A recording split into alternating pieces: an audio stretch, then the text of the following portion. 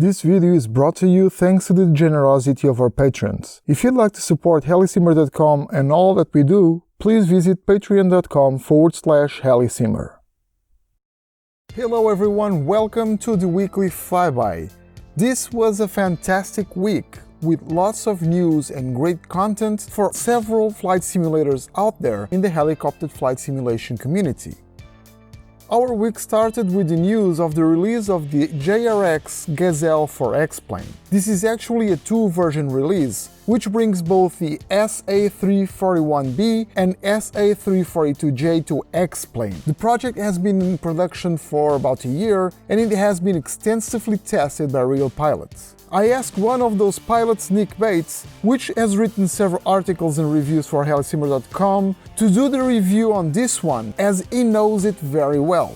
Nick told us all about the JRX's rendition of the helicopter. The team did an excellent job, and the Gazelle is definitely one of the must-have helicopters for X-Plane. Check out the links below for both the news about the release and Nick's review.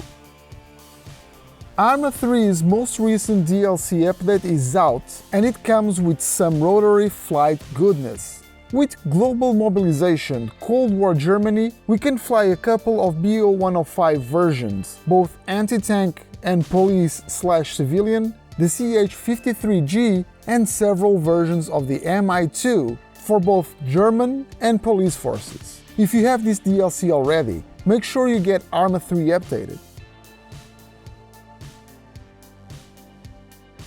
The northern part of Europe offers amazing scenery, and Norway, with its fjords, it's just a stunning place to visit. ORBX has released an airport in the western part of the country, an area filled with islands that makes the scenery very interesting.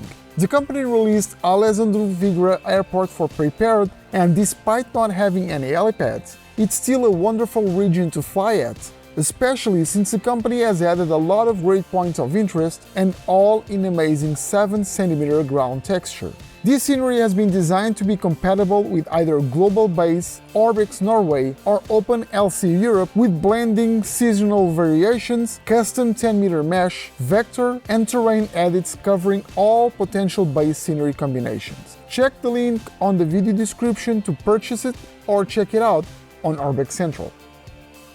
Developing is not an easy task. Developing an aircraft, it's even harder. And developing a helicopter, it's something for the brave. Larry Links, the author of the Lynx and the upcoming CH-53E for Aerofly FS2, can tell you something about that. He has been fighting some issues, and with the help of IPEX, he is now back on track with the CH-53E. Nonetheless, there's still a lot to be done. As a one-man show, these projects can be extra complicated. As well, there's really one person to work on them. So what to do? It may seem a bit odd, but sometimes the best option is to start a different project. And that's what Larry Links did. He is now also working on an AH-64 Apache for Aerofly FS2. According to him, the Apache should be an easier helicopter to develop. And as he progresses through the models, he is planning in splitting his time between the two projects to prevent burning out. So what does this mean to us? For starters, it means that we are now getting 2 new helicopters instead of just one in Aerofly FS2. The bad news is, it will take a bit longer to get them. But hey, we are getting them, and that's what's important.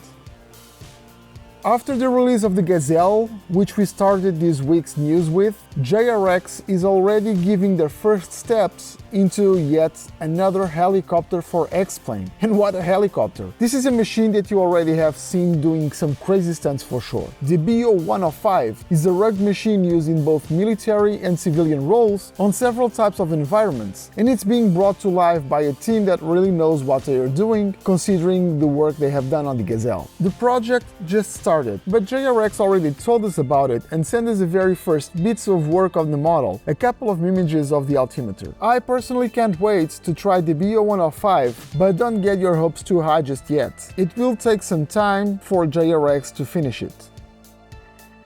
It's great to see when simmers are there for the community. Eagle Dynamics forum member Nibilot released something a few days ago that is really exciting for us. Not only he created an AH-6J Littlebird for DCS, he also created and released a basic flight model for helicopters, which doesn't require the KA-50 module. The choice of the AH-6 as a project to showcase the flight model is due to the simplicity of the aircraft and its systems. The flight model may be modified and used on projects as long as credit is due, of course. While not a complete and 100% perfect flight model, it's a great base for the community and an amazing way to give back. Check out the link on the video description to learn where to get the helicopter or the standalone flight model.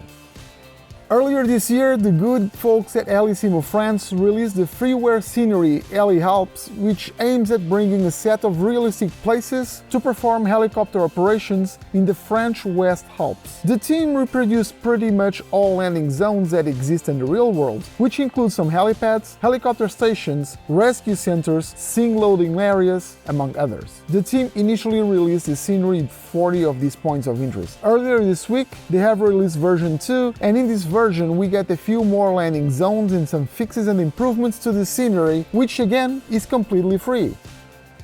The week ended with another news for the Aerofly FS2 fans. Great scenery for this sim doesn't come out very often, so it's always very exciting when something like Hawaiian Islands comes out, especially if it's a freeware product. The freeware Hawaiian Island scenery for Aerofly FS2 is out. The goal of the project is to cover at least the main islands of the archipelago, and the teams have now released the first part, which brings Kauai and Niihau. To get the scenery to work, you will need to download both the elevation mesh and the actual scenery in two separate downloads. Instructions about how to install everything is on the downloads page, which you can find on the description down below. Check it out to find more where to get it and how to install it.